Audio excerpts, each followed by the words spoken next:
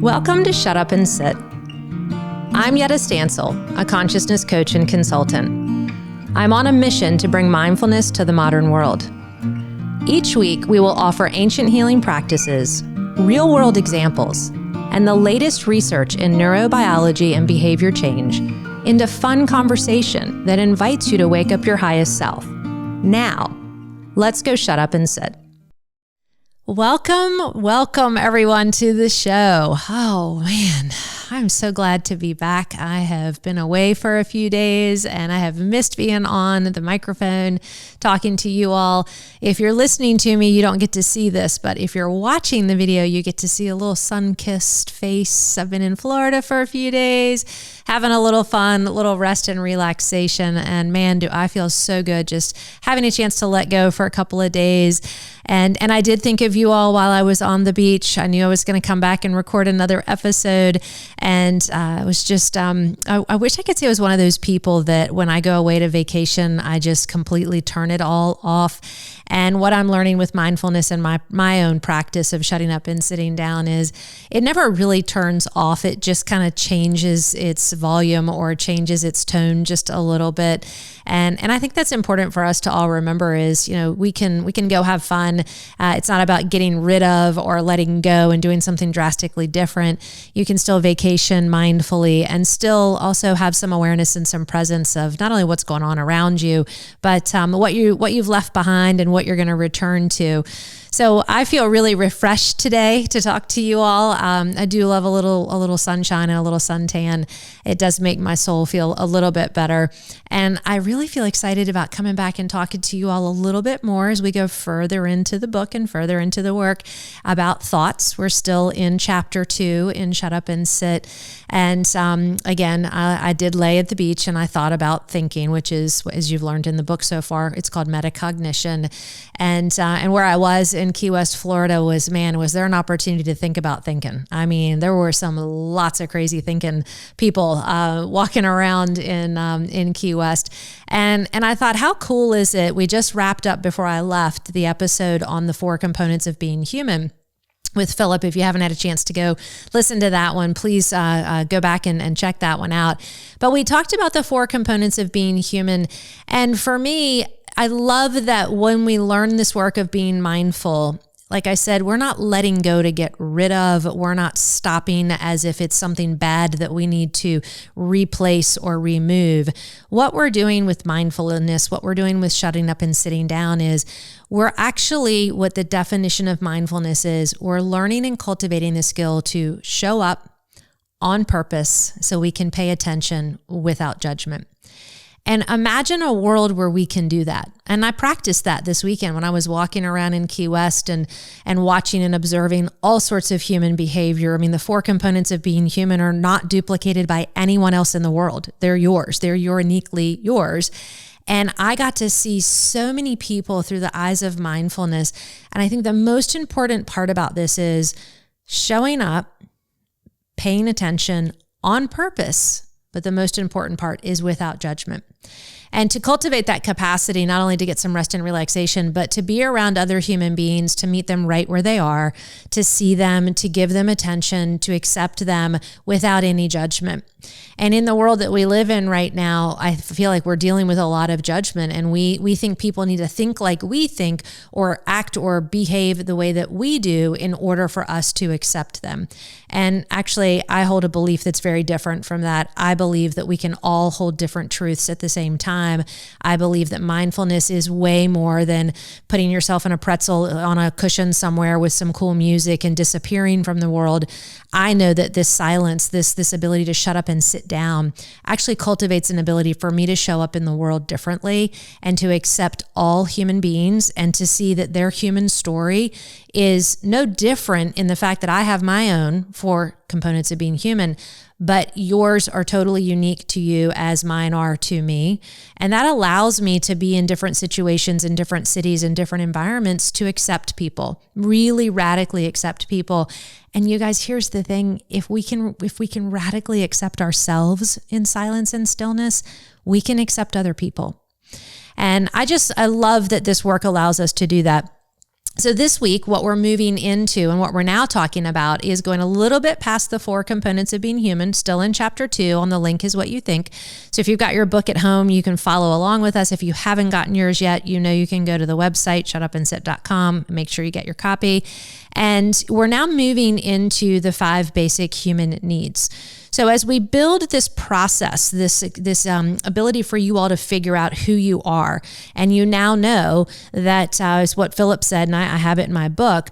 It actually says, hopefully you've discovered the power that answering the questions of who you are, your unique 4 components of being human, that you're able to bring yourself to a place of awareness, understanding, compassion, and self-forgiveness. Because here's the truth bomb. If things could have been different, they would have been. If you could have done something differently, you would have. And it's through the self-love, not judgment, that the seeds of change begin to sprout in your own life. And then when we do that work on the inside, it allows the seeds to sprout in other people's lives. So when I'm walking around, whether I'm on vacation or here in my town and community where I live in, I have a little mantra. This is my little biohack when I'm in situations to keep me mindful, awake, aware, available to pay attention without judgment to others. Is I have a little mantra that a really kind, incredible human being a few years ago taught to me. And it's a little mantra. I look at people and I say quietly when I look at them, I see you. I see you. And the person who taught me how to do this actually was a few years ago, right after I'd kind of had my breakdown and was, working through my own stuff, putting this together, getting certified as a narrative coach. I was teaching leadership development internationally. I had an incredible opportunity to fly to Morocco. I was with VCU, with the School of Business. We were doing some entrepreneurship program with the Henry Ford Entrepreneurship Academy. And I had been asked to join another professor who was leading the initiative to go to Morocco and actually teach entrepreneurship, to teach the skills of how to take an idea and manifest it out into the world as a business.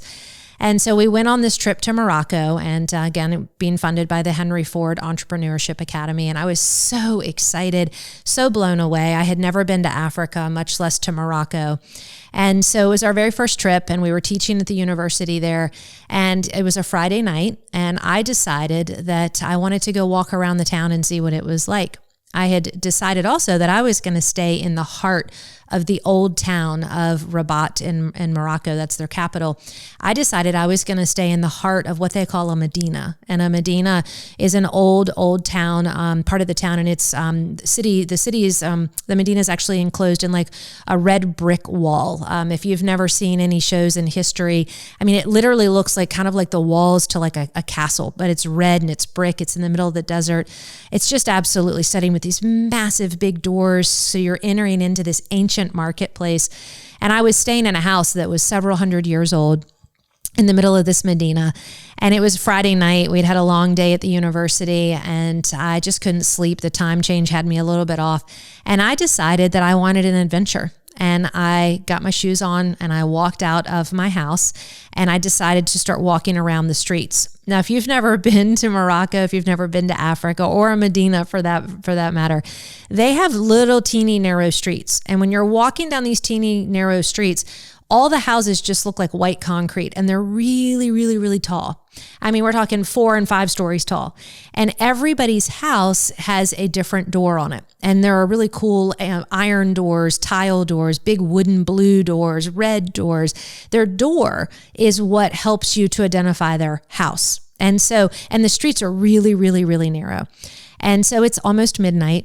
And I don't speak, they were an English-speaking university, but, France, they were occupied by France. So French was the main language and, of course, Arabic. And so I didn't speak French. I didn't speak Arabic. But I thought I just wanted to go out and just see what was happening. It was midnight. The entire Medina, looking down from the rooftop where I was in this house, was packed full of people. And so I decide I'm going to go walk around, and I'm walking through literally shoulder to shoulder. They call it a human traffic jam there. And I'm just shoulder to shoulder with people of other colors, of other race, of other religions.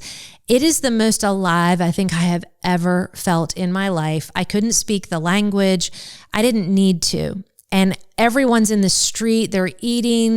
They're drinking mint tea. There's no alcohol there. They're in conversation, seated in front of their little shops. They're just, the sense of community was so incredible. And I was just so captivated by what I was experiencing. And this sense of humanity, this integrity, that even though I couldn't connect with people, that I was just in this vibrant, alive marketplace on a Friday night at midnight, couldn't speak the language, no cell phone reception. And I'm just walking. I was being ushered through the sea of people, going all through these mazes in this Medina. And so I'm walking down, and I notice a man as I'm coming down the end of one of these little narrow streets, and he's standing on the right, and he's just shrouded in, the men there wear gowns, the women wear a gown. Theirs is called an abaya, but his is really old, really worn, kind of like an off-white kind of linen and tan, and he's got his little slippers on, and he's standing there with a cane. And I happened to notice when I looked at him as I was approaching him, I thought maybe he looked like he was 120 years old. He was old, tan, leathered skin. But what caught my eye was he didn't have any eyes. And he was standing there with his cane, shrouded in this long, really old, worn, thin linen gown, holding this cane, saying nothing. But the eyeballs were gone. So you could see the skin was kind of just sunken, as if his eyeballs had just been taken out. And no bandage or anything. And I'm just really struck by this man standing there. And one thing I did learn and know about the culture when we first got there, the university had shared with us that homeless people, beggars, if they see someone in need in their culture, they bring them in. And literally, we were driving with a driver. There was a refugee from Syria who had an infant, and her and her husband had walked all the way to Spain and hidden in a boat to get to Morocco to find freedom. And they had no money, they knew no one. And our driver said that the Muslim culture doesn't allow for people to be homeless or to be beggars or for poverty. And that what they will do is they will invite her and the family in to live with them. That's the part of their culture. And so I thought that was really, I just couldn't believe. I said, so you don't have people that beg on the street corner, you don't have homeless people? He said, no, if we see somebody who is in need, we give them food, we give them shelter. And if we see somebody that is begging or that is homeless, we will go over to them and we will give them a palm leaf for a broom and ask them to sweep the front of our store. We will put them to work. We will give them a sense of value to let them know that they matter. And that really was just kind of sitting with me. And I knew that as I was approaching this man, he was not standing there begging. All aspects of how he looked, you would have thought he should be begging, because he looks like he has nothing. Rail thin. And so I walk up, and as I'm walking, a young teenage boy comes up beside me, and he just takes his hand out of his pocket and goes over to the old man and takes his hand and puts some coins in his hand and closes the man's hand. And the man said something, and the child just kept on walking. And here I am walking past him, in my cute little American clothes, my little ballet slippers, my little purse, across my chest, with a bag full of coins and money. And I thought, oh my gosh, look at that sweet little boy, what he just did. And I turned the corner, and all of a sudden this voice inside me was like, what am I doing? Where's my shared sense of humanity? I have a purse full of money. I am here as a consultant in another country from a world that is so radically different from this world. I have the means to help this person. And so what I decided to do, I gave myself a little talking to, and I got about halfway down the block. I turned around and I went back, and the man was still standing there, and I grabbed all the coins, all the money in my purse. I went over to the man and I opened his hand, and I put my hand in his with the money. And he said something to me, and I couldn't understand what he said. I knew enough about the greetings of Arabic and even with French, but I thought, wonder what he's saying. And as he said it, an older man walked by. The man repeated himself. And the man that had walked up, he looked at me and he said he sees you. Thank you. And in this moment, I thought, oh my God, a man with no eyes so full of gratitude for what I was offering him, says, I see you. And then he says in Arabic there, thank you, which is shukran. And he says, thank you. I couldn't even put into words. And to this day, I remember that man seeing all the way through to my soul. What I did for him and how I gave him what he needed in that moment was far beyond any experience I've had in my life of being able to help another human being because of the way he responded. And because I met a basic need of his. And that's really what we're here to talk about today is we have 5 basic human needs. And that very first basic need is the need to feel safe and secure. To know that your basic needs, food, water, shelter, protection, are met. And this experience and this culture still sits with me, as you can tell by the story today. It's very real. I look around a lot and I imagine saying to people, I see you. And it's not because anyone's doing anything for me or offering something to me, but in that moment, that man saw my humanity. And he allowed me to exchange my humanity with his and for his to help him to benefit his. And that's something that I really added into my shut up and sit journey, into mindfulness. This isn't talk. This isn't, oh, I'm so enlightened and, and I meditate and I do this and I do that. I don't even talk like that anymore. In the beginning I did. I've thrown that so far in my rear view mirror that it's way back there. I don't need to tell anybody what my practice is to shutting up and sitting down. The most important part of the practice is how it shows up off the cushion out in the world. So the essence of all of this work, these episodes, this book, the live Q&As that you're going to be able to get on with me on Wednesdays to ask questions about what you're hearing on the show and what you're reading in our newsletters, it's to give you an opportunity to ask questions, to go a little bit deeper, to figure out how this work can begin to help you to get in touch with your own humanity and the humanity of the world. If we don't do that work, I don't know what else is more important right now in our world, to be able to see each other, to accept each other. And shutting up and sitting down for me started going deeper into the silence, not to make me become a better person so that I could have more or get more or do more.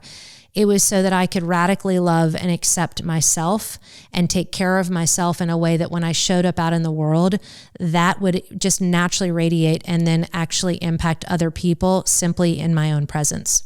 And here I am still talking almost 10 years later about a man in a Medina in the middle of Africa on a Friday night, and he never even physically saw me, but his spirit saw me. That was the power of one human's connection that I carry forward with me in my daily interactions.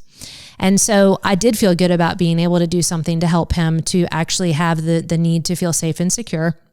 So if you're in the book, in chapter 2, we've got these listed, the 5 basic human needs. And if we don't have that basic need to feel safe, people can't take the leap. They can't take the risk to do any other change. And when we look at where our world is and we look at the state of our political, our religious infrastructures, our socioeconomic structures, mindfulness, in my opinion, shutting up and sitting down and doing the work to cultivate the acceptance of the human experience, the human spirit, to me, I think is at the core of everything that we should be working on. Because if we can't help people feel safe and secure, not just physically in their own neighborhoods and in their world, but in their own psyche, in their own mind, in their own heart, in their own spirit, they're not going to take the risk or attempt to do anything different, because people cannot take the leap if they don't feel like their needs are not being met. So we live in the Western world. A lot of us have that basic need checked. If you don't have that basic need checked, I encourage you to please reach out. There are local organizations in your community that can help you with basic shelter, basic water protection. If you can't find those, you absolutely can connect with us. You can shoot us a message. We'd be happy to direct you to get those needs met.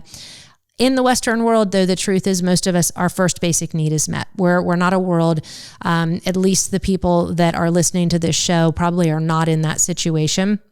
And I know some of you might be thinking, Yedda, we're in a pandemic. We've got all kinds of stuff going on. People are needing food. We do have some safety issues going on.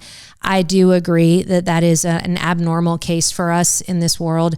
In the Western world, though, we don't live like a lot of the third world countries. And that's my point, is we've got to really make sure that we get people's basic needs met here, but also in the rest of the world. Oh, man. I could just keep going. I got to take a breath. My voice coach says, Yedda, you talk so fast. But I get so excited. I'm so passionate about this stuff. All right, so number 2, the ability to gain the good things in life. So now once we've got this kind of, you could imagine a pyramid, we've got our basic necessities, our food, our water, our shelter, all taken care of. Now we can actually move up into what I call the good things. And it doesn't always have to be material things. It could be higher level emotions like joy, abundance, love, harmony, feelings that go beyond the basic, I'm just getting by. So imagine going from surviving up to thriving. And we are in a world where right now a lot of us are surviving emotionally. We might have our physical needs met. We have a roof over our head. We have groceries in the refrigerator. We've got money to pay our bills. But we're also emotionally, we could be in a place where we're not really safe and secure. So we can't move past that basic foundation up into gaining the good things in life internally and externally until we build a foundation of safety. And then once we start to move into, wow, now I think I can grow and evolve and I can look for the things that are good in life, we begin to then start to move to the third one. And the third one is actually the need to be accepted. And that's why I love this story of I see you. We don't talk about this a lot, but really it's a basic human need to feel accepted. Loved, accepted, belonging, sense of inclusion. It is a basic need. When you look around you, next time you're out and you're just listening to how people are talking, watch what they do. What you'll see is people are longing for acceptance. We want to belong. Social media and all of the groups and the organizations and the cliques that are out there, it's a human nature that we want someone to say you matter. And we are trained to do that and get that attention in so many ways. Mindfulness, shutting up and sitting down, says you don't have to go change who you are and become something different to be accepted. Mindfulness says, just like the man who looked at me with no eyes, he saw my humanity. He saw the essence of who I was. He didn't see me with his eyes. He didn't know if I was, fat, thin, tall, short, black, white, male, female. He had no idea. But he saw me, and in that moment, I felt accepted. I felt like I had value, that I was doing something, I was serving something greater than myself. So number 3 is the need to be accepted. And we're herd mammals. And I talk about this in the book. When I say that, what I mean is we have a need and a instinct for community. Our social norm, being herd animals, because we're mammals, is we want people to be in the fold. We want people to be in the group. And when you don't follow the herd, go look at animals, how they work. If there's an outlier or one runs off, they might try to get them to come back into the group. But eventually, if that animal keeps running off from the herd moves on without them, and the animal is going to have to find another herd. So there's a lot of great research that I put in here about this essence of being able to get into a community and feel like we belong. Unfortunately, we're now in a culture in the Western world where the ego has created so many identities and roles and communities to trick us into belonging and joining that we actually lose a sense of ourself in order to gain that acceptance. We go against some of our internal intrinsic value systems, equations, some of the belief systems that we hold because we so desperately want to be included. And I know mental health is it's an important topic right now in our world. And this hot topic of I don't want to be alone and I want people to give me attention. I'm not talking about the kind of attention your ego wants. I'm talking about this deep, really sense of inclusion and connection that you want with other human beings. It's natural. Our brain is made up of, I use 3 really simple analogies. In the middle of our brain is the lizard brain, and then we've got the mouse brain, and then we've got the monkey brain. And if you're wondering what that means, so our lizard brain is like the amygdala that's deep inside, and it's constantly just scanning the environment for safety. right? It's at the foundation of this pyramid. Everything's got to be safe. Everything's got to be safe. And if it's not, then it takes us into fight or flight. And then the good things, gaining the good things in life, step number 2, when we climb that pyramid, is where the mouse brain comes in. We're wired for reward. We like patterns. We figure out a maze. As soon as we get there and we get the reward, if it felt good, we're going to keep doing it. We're going to keep doing it. If not, we'll find another way to get a reward. And then the third one, the need to be accepted, is the monkey brain, which is the outer part of the brain, which loves human connection, physical touch, inclusion, really that acceptance piece of it. That's biologically how our brains and our beings work. So if we're not having this conversation with ourselves and really cultivating in silence, am I safe? Are my needs being met? Am I working towards acquiring the good things in life and helping others to acquire the good things in life? Do I feel valued, heard, included, accepted? Do I offer that to other people? And then fourth is the need to express ourselves. It's another human basic need. We have to express ourselves. We do that through song. We do that through writing. We do it through a myriad of different ways as human beings. We cannot hold all of our magnificence in. And so when we shut up and sit down and we start to look at these 5 basic human needs right on the heels of the 4 components of our own human experience, we begin to see why we do what we do. And we can force people, we can lie, cheat, and steal to get these needs met. But ultimately with these basic needs, with this whole compassion and silence and stillness practice, what I'm inviting you all to look at is, are you getting these needs met? If you are, how are you getting them met? And in that silent, still awareness, how can you begin to cultivate getting those needs met for yourself in a very healthy and a very loving way? And so this expression, I'm not talking about the expression where you do the backflip out the window and throwing the hand grenades and the 2 middle fingers, telling people how you feel because you've had enough of them. I'm talking about the ability to really, in a healthy way, talk about who you are, what you think, how you feel, and ask for things in a way that inspires other people to meet your needs. That's really what this work of Shut Up and Sit is doing and does help you to do. And I can say that because I was the one, and that's my metaphor, is the backflip out the window while I'm throwing the hand grenades. Usually there's a few text messages that used to come along with that. And now actually when I'm engaging with people, knowing my job is to create psychological safety and physical safety for myself first, and then to offer it to others, I kind of climb that pyramid, if you will, and I look at, in a silent, still kind of reflective way, how can I move through that, meet those needs in a healthy way? And then when I get to the expressing piece, how can I ask for what I want in a way that inspires other people to want to meet my needs? Instead of taking things from people, a sense of entitlement, telling people, you have to accept me into your group, and if you don't, I'll go create my other own group, or really getting to an expression that's very unhealthy. So you can take these basic human needs and you can meet them positively or negatively. What I love about mindfulness and the way that I coach clients and work with this content is, when we shut up and sit down, the silence ultimately guides us how to walk through these 5 needs in a very holistic, experiential, mindful way that starts with us first. All right, so number 5, and this one probably is my favorite. It's the need to be valued and loved with unconditional positive regard. And what does that mean? Let's talk about unconditional love for a minute. That means there's no conditions.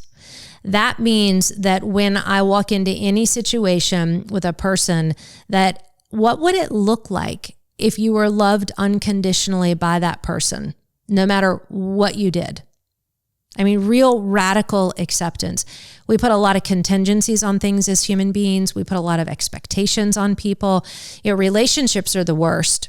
I was married for 20 years, and everything about my marriage was making my husband, my partner, do what I wanted, not what he wanted, because I believed and I thought it was his job to make me happy by what he did, not by what I did.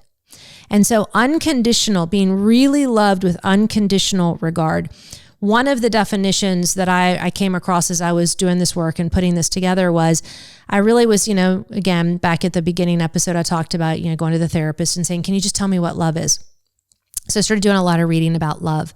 And I found a definition, and I thought it was in the Eastern teachings, but it said that love is total attention without judgment.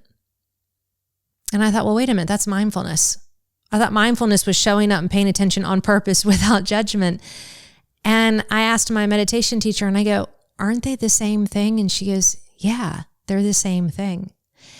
And so what would it look like if we could meet that need of being loved unconditionally without any, without anything attached to it for ourselves first? No narrative, no self-judgment of, Yedda, you should have done this, or he should have done that, or why couldn't they figure that out? That's all judgment.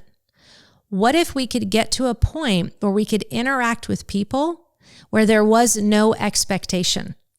We weren't expecting them to do anything for us or to give anything to us. So I actually put the ask out to the universe when I came across these 5 basic human needs, and I got to that 5th one, and I thought, unconditional love. What would that look like if I stayed in a place, and this is a big word, of self-referral, meaning I relied on me to meet my needs and not anyone or anything else. And so I set that not only as a goal, but I made that ask of the universe that with my work, with my interpersonal relationships, romantically, professionally, personally, I would release everyone from bondage. Actually, the bondage of being responsible for how I felt or what I did or what I didn't do. And so my sitting practice, my shutting up and sitting down, started to drop even deeper. So now I was not only seeing my humanity and others and being mindful and practicing love and that deep unconditional love with myself and others, I was really, really, really cultivating and questioning, how do I show up off the cushion, that's what my teacher says, out in the world and offer what I'm cultivating in silence to other people? And here's what I found out, you guys. It just naturally starts to happen. You don't have to do anything when you already are something. And in the silence and stillness, I started to come back home to me. I started to love who I was. I started to connect to the components and the pieces of me that I had forgotten all about and that I was relying on everyone else to make me feel good about. And that liberated everything for me. And I got so curious. I mean, I literally was just on a trip with my boyfriend. We've been dating for years. I don't tell him where to put anything, what to do with it, how to hang it. I don't tell him where he needs to go to get food or how to get dressed. Or we literally have a relationship where we are in what is called self-referral, meaning we are referring back to ourselves as 2 whole human beings that then show up. And the third entity, the third experience is the relationship. But it's not 2 broken people coming together, telling each other what to do to fix each other. That's actually not a healthy whole relationship, because you got two parts of people that come together and create an experience. And without any individual sense of self and self-love and self-kindness and self-compassion, you can't create a third experience because you aren't 2 whole people. So these 5 basic human needs are really, really important when we're in this shutting up and sitting down journey. You can cultivate them on the outside, but you also cultivate them on the inside. And when you cultivate them on the inside, it's a total game changer. There's a great book, I mention it in the book, that's one of my favorites when we talk about the basic human needs, and it's by Viktor Frankl, A Man's Search for Meaning. If you have not read this book, he's amazing. It was during Auschwitz, and he survived the camps, and he created a whole new psychotherapy called logotherapy, and it was basically about, even his human needs were even questioned there. And this gentleman created an entire a whole therapy around how to be grateful and glad for whatever you are given, and to accept and love from a place of gratitude, even crumbs, even buckets of dirty water with rotten fish heads for food. And thank goodness we don't live in a world where that's the sustenance that we have to survive on the first part of this pyramid of the 5 basic human needs. But in his work, and why I bring that up is it's really important for us to remember we have the capacity inside of ourselves to decide how we're going to think, feel, and behave. It is not determined by other people.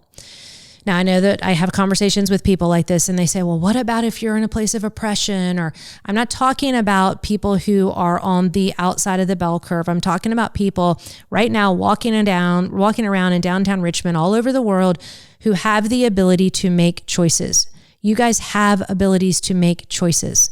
Those of you that can make these choices, we live still in these, some of us in codependent or limiting beliefs or pattern behaviors where we think it's other people who are supposed to meet our needs. I just want to convey to you those 5 core components, those 5 basic human needs you can cultivate for yourself when you go into silence, when you shut up and sit down. And when you do that on the inside, everything on the outside begins to change. And where that leads us in this work is on the next page, right after the 5 crippling habits, right after the 5 components of being human, we move into the 5 crippling habits. Because we develop some really, what I call limiting kind of broken old pattern behaviors of ways of being to show up to accommodate for these 5 basic human needs. And they show up as 5 crippling habits. And so I'm going to review those before we end today, because I think they're really important for us to understand as human beings. So when I work with clients, we talk about, are your basic human needs met? Most people can get through the first couple and then they start to get to that top of that pyramid. Absolutely. I very rarely find somebody who's nailed all 5 of their basic human needs in a very healthy, mindful, non-judgmental, holistic, loving way. And so once we climb that and we start to help them to develop the skills to start to create and actually meet their own human needs, we move into, are there any crippling, what I call the 5 crippling habits that you're wrestling with or that you're struggling with that you've put in place of some of those 5 basic human needs? So I'm going to walk you through those pretty quickly. So we have 5 crippling habits as human beings. And these are just, again, you might hear some that speak to you, all that speak to you. When I work with a client, we usually identify 1 or 2 of these crippling habits as a starting point to begin to move into understanding their thought process a little bit better. So here's number 1, the absence of clear directives. What does that mean? It means a confused mind says no. If you don't have a clear directive, back to that love-based vision, and you don't have any clarity of where you're going, you'll really feed into chaos and you won't take any risk. You'll just keep spinning and stay stuck. You just don't have any idea of where you're going. So in an absence of clear directives, confusion's created consciously and unconsciously. And then what we do is we just complain. We can't get anywhere. And it's like the room's on fire and I'm over here holding the door open for somebody. And I'm like, you just got to walk out the door. But they're spinning so much in their own chaos and confusion in their life, they can't even see that the door is open and that they can get out. So we do create confusion to keep us stuck unconsciously.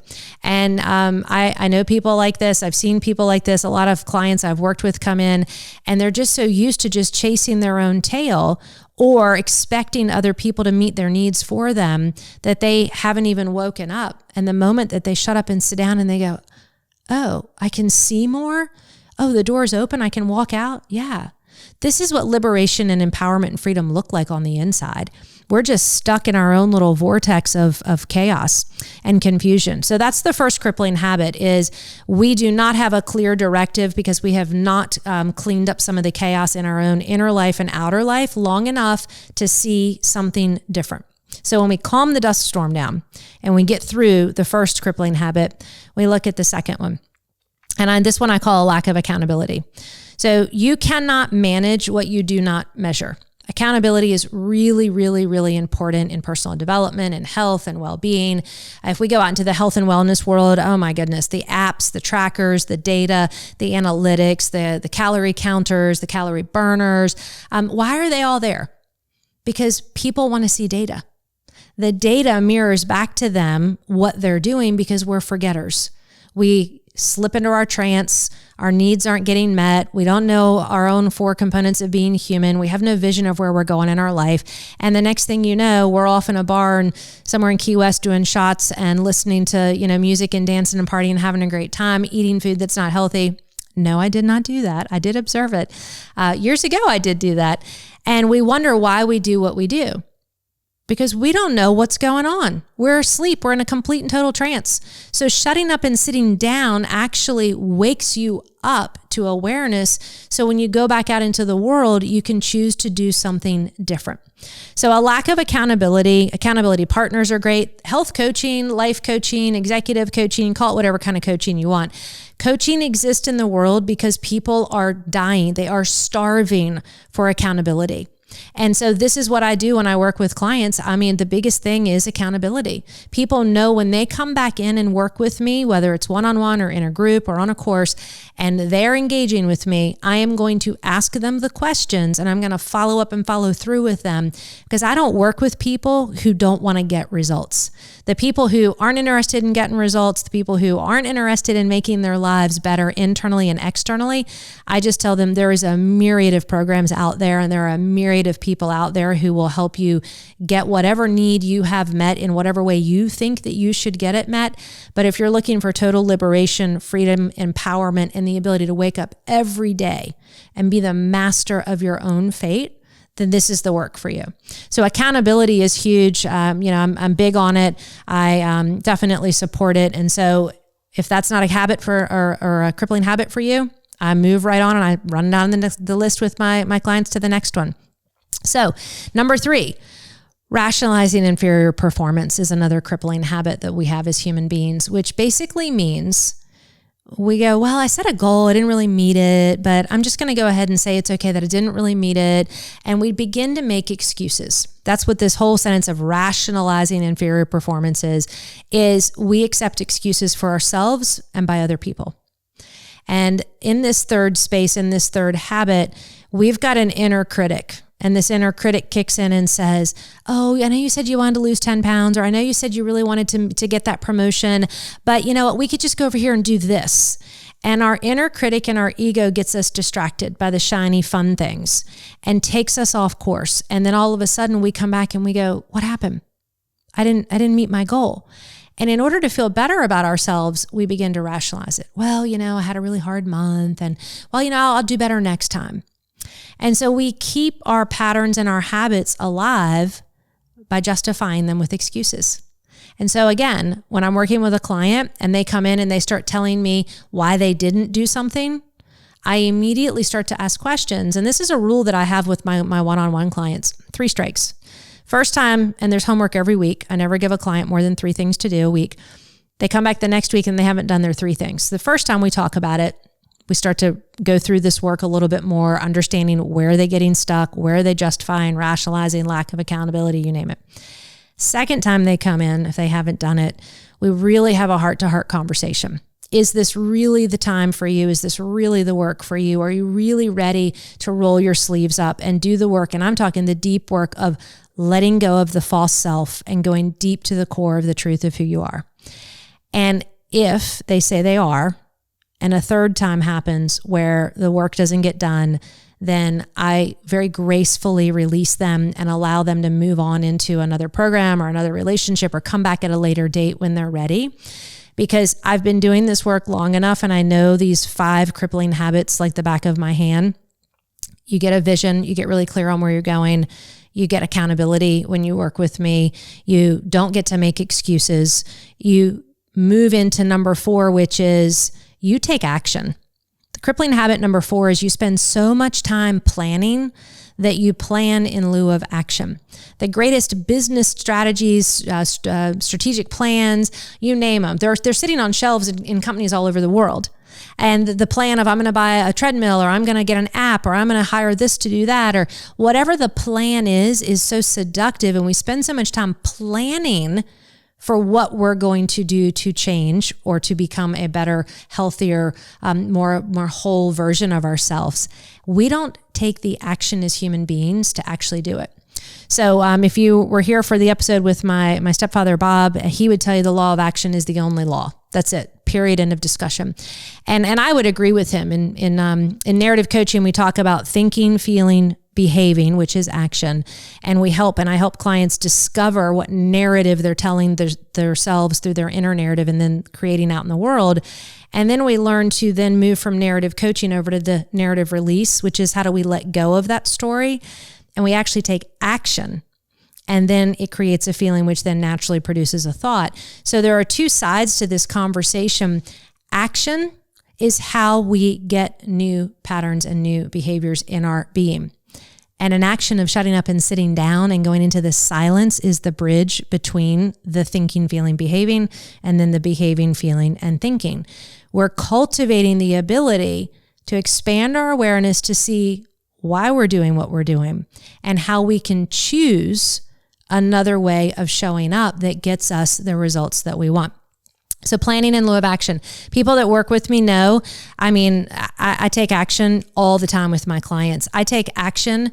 You're going to learn further in the book that if you don't act within 5 seconds, your brain pulls the emergency brake and says, don't do it. Stop. So number 4 is planning in lieu of action. And then lastly, number 5 is aversion to risk and change. People talk a big game and they're like, oh, I want to do this and I want to do that and I'm going to get this. And just sit down sometime when you go out in the next few days and just listen to what people talk about. Really listen to what people are talking about. It's always, and I shouldn't say always, most of the time it's about a what if. Wouldn't it be great if, or it'll be so great when, or can you believe she did that? They're talking about the past or they're talking about the future. And they're not talking about the present moment, which is where all of the power comes from. And so I spent a little bit of time in my journey, and I remember my sister once, we went out to go have a glass of wine together. We were sitting out on a patio, and I was just observing, being present, knowing all this work, because it was coming together for me, and I felt so whole and so happy and so free. And I remember her looking at me and saying, what are you doing? I said, what do you mean, what am I doing? I'm just sitting here. And she goes, I know, you've been sitting there for 15 minutes. You haven't said a word. And I said, oh my gosh, has it been that long? And she goes, are you okay? Is something wrong with you? And I said, I'm just practicing the art of being aware, just being in this moment. And it was so interesting because what I had used to do was talk about what wasn't working or where things had been before, where I was dreaming of going in the future or fantasizing about the next thing. I had realized I was sitting in the present moment and I didn't need to fill it with anything because the moment I was in, all by itself, gave me everything that I needed. And so we had a few laughs about it. And she goes, well, maybe that's great for you, but you look really ridiculous sitting here just staring like a Muppet and not having a conversation. And I look even more ridiculous sitting here with a woman who is not talking to me. So I had a little bit of re-entry of kind of acclimating my mindfulness into social situations and settings. And that's okay. But my point in sharing that story with you was, as you cultivate this work, you start to realize all the stuff you fill your life and your head and your body and your mind and your being with that really isn't necessary. Whatever need you have going on inside of you, back to your 5 basic human needs, if you cultivate the ability to shut up and sit down, if you cultivate the ability to go within, you'll connect with and you'll start to ask the questions and find the answers of how to create safety and security psychologically, emotionally, mentally, physically, financially. You'll start to realize that you are worthy of the good things in life, that you can dream, you can imagine a different and a better future for yourself and for your family and for your world. You'll realize that, you know what? Even if no one tells you you're accepted, all of existence is around you, loving you and supporting you and accepting you all the time. And I love that about nature. Get outside. Start to connect back to there is a universal intelligence that accepts us all. Expecting other human beings to do it might feel great, but you know what? When you're in the expansiveness of the universe and that universal consciousness and intelligence, which you find in silence, which you find in nature, you realize you're accepted by the birds, you're accepted by the wind, the trees, the breeze. It's really great. And then what happens is your desire that gets built to express from that point doesn't want to talk about Susan and what's going on in her family, or Bobby and what's happening with his job, or you just don't have any desire to express at a lower level of consciousness. You actually want to express kindness. You want to go serve. You want to be around people. You want to be with people who are in the same space of that conscious awareness and that universal intelligence, where you're able to know that your presence is enough. You don't have to fill it with anything else. And then lastly, that's where the unconditional love comes, right there at the top of the pyramid, because you realize everything that you have, everything that you want, everything that you need, it resides in here. And so I'll take it back to Viktor Frankl as we begin to close. And so his book, Man's Search for Meaning, he has a very famous quote in that book. And he says, between stimuli and response is where all freedom lies. And this was a man that was in a prison camp in World War II who basically, for all odds, shouldn't have made it. And what he did decide was, in between the stimuli of what he was experiencing and the response that he could have given, in that moment of the gap between the two, he had a choice, and he knew he had to make the choice to live. He knew he had to make a choice to get his needs met in a way that would allow him to believe in the possibility of freedom, to believe in the possibility of empowerment. And so the therapy that he created during that experience that now has become, known all over the world, and his book has become known all over the world, it reminds us that when we go within, when everything on the outside, and this is what the point of his book is, everything on the outside was stripped from him. He went into a place of self-referral, and he had to cultivate and learn the ability to be able to meet his own needs. I am so grateful for his work. I am so grateful that we live in a world now where that is not a reality that any of us live in currently. And thankfully, through his work, through the shutting up, sitting down, and the combination and integration of all the different saints and sages and books like Victor's, what I was able to pull together. And the value of you guys listening to this show and doing this work with me is you could spend the rest of your life reading hundreds of books and putting all this together and doing all of the workshops and the therapies and the learnings. And I do hope that you continue to grow and evolve on your own. On this show and on the work that I offer and what I'm helping you all to do is I'm giving you the cliff notes. I'm giving you the distilled, boiled down versions that you can connect together pretty quickly in our modern world so that you don't have to leave and go live in the ashram on the mountaintop and let go of everything in order to find out who you are. You're still able to show up every day in the world. You can still be who you are, and you can gradually start to incorporate this knowledge and this work into your life ongoing so that you can begin to cultivate this without some extreme makeover.